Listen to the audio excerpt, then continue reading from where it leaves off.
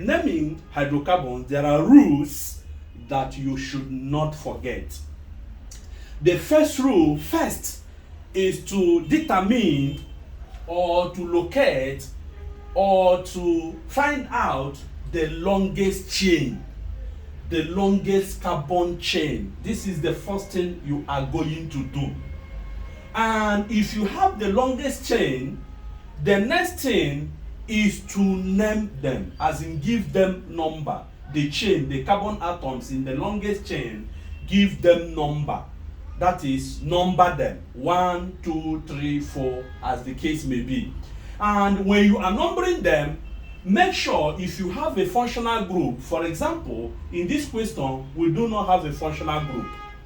But if you have a functional group, give the functional group a less position, less number. Okay, give the functional group less number or less position. For example, here we do not have functional group, so that rule is what is ruled out. Yeah. Okay, so the next one is, after determining the longest chain from here, the next thing you should consider is the substituents. The substituents. The substituents can be methyl group, they can be ethyl group, they can be anything, even they can be, halogens. That is the substituent. Anything attached to the branch or to the longest chain, carbon chain, is known as the substituent. And these substituents are always halogens. Okay, that is chlorine, fluorine, bromine, iodine, and even methyl group.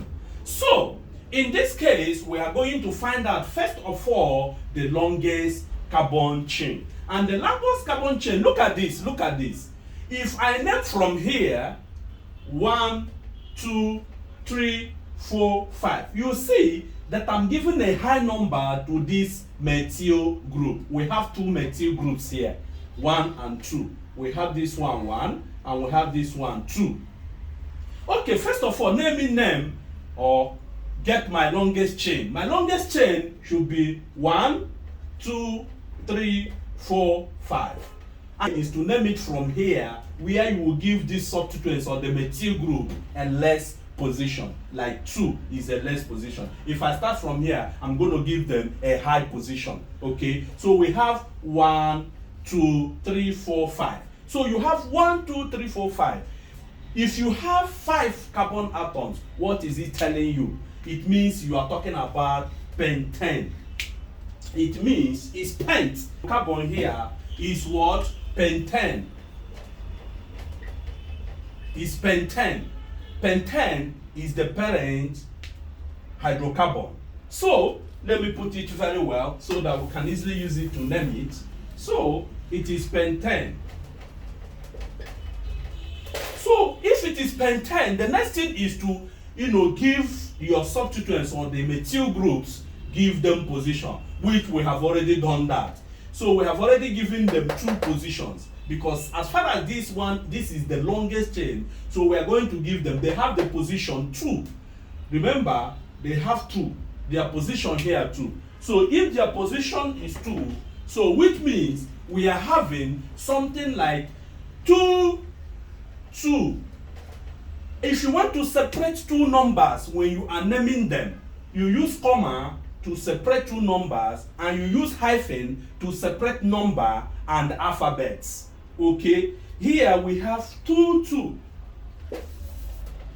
because you cannot ignore 2 and 2. You cannot ignore them. This one has the position 2, and this one also has the position 2. So we are having 2, 2, then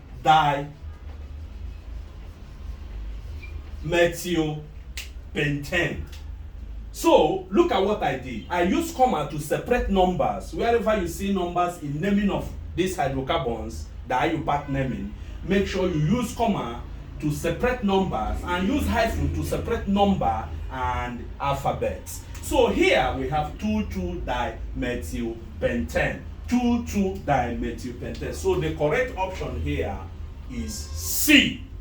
So please remember, when the functional group is found missing, is not present in the parent hydrocarbons, all you need to do is to give less number to the substituents, especially the first substituents. Give less number to the first substituent. As we go, we are going to pick more examples to solve this problem. So I want to see you in my next class. Be relevant. Bye bye.